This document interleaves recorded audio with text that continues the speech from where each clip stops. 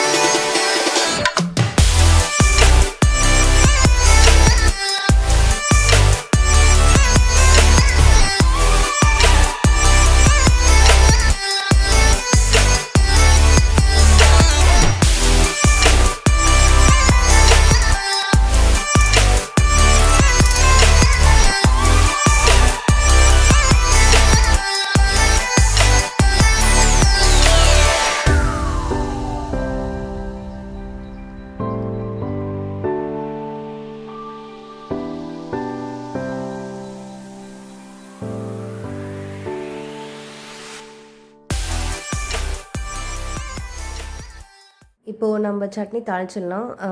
2 spoon எண்ணெய் விட்டு கடுகு, உளுத்தரிசி, கருவேப்பிலை இதை மட்டும் போட்டு தாளித்து நம்ம வதக்கி வச்சுருக்கோம்ல வெங்காயம், தக்காளி எல்லாத்தையும் போட்டு மிக்ஸி ஜாரில் அரைச்சி அது ஒரு கிண்ணத்தில் ஊற்றிட்டு இந்த தாளித்து வச்சுருக்கோம்ல அதையும் எடுத்து மேலே ஊற்றி நீங்கள் ட்ரான்ஸ்ஃபர் நல்லா மிக்ஸ் பண்ணிவிட்டு நீங்கள் சர்வ் பண்ணிடலாம். ரொம்ப நல்லாயிருக்கும். இட்லி வந்து நான் ரேஷனில் கொடுப்பாங்கள்ல அரிசி, அந்த அரிசி மட்டுமே தான் போட்டு நான் எப்போவுமே அரைப்பேன். இட்லி ரொம்ப நல்லா பஞ்சு மாதிரி நல்லா சூப்பராக வரும். ஸோ இந்த இட்லி மாவு எப்படி அரைக்கிறதுன்னு உங்களுக்கு ரெசிபி வேணும்னா எனக்கு எஸ்ன்னு கமெண்ட் பண்ணுங்கள். நான் இதுவும் வந்து உங்களுக்கு அரைச்சி நான் உங்களுக்கு போஸ்ட் பண்ணி விடுறேன். நீங்களே பாருங்கள் இட்லி எவ்வளோ சாஃப்டாக நல்லா பஞ்சு மாதிரி இருக்குது பாருங்கள். ரொம்ப நல்லா இருந்தது இட்லி. ஸோ எப்போவுமே இந்த மாதிரி தான் நான் அரைப்பேன். வெறும் இட்லி அரிசி நம்ம ரேஷனில் போடுவாங்களே அந்த இட்லி அரிசி மட்டும்தான் போடுவேன். வேறு எந்த அரிசியும் நான் இது கூட மிக்ஸ் பண்ணவே மாட்டேன். நல்லா சூப்பராக வரும். ஸோ உங்களுக்கு வேணும்னா நீங்கள் எனக்கு டிஎம் பண்ணுங்கள். நான் உங்களுக்கு போஸ்ட் பண்ணுறேன் அதுவும். தேங்க்யூ ஸோ மச் ஃபார் வாட்சிங் மை சேனல். நீங்கள் இந்த ரெசிபி ட்ரை பண்ணி பார்த்துட்டு எப்படின்னு எனக்கு கமெண்ட் பண்ணுங்கள். Thank you friends.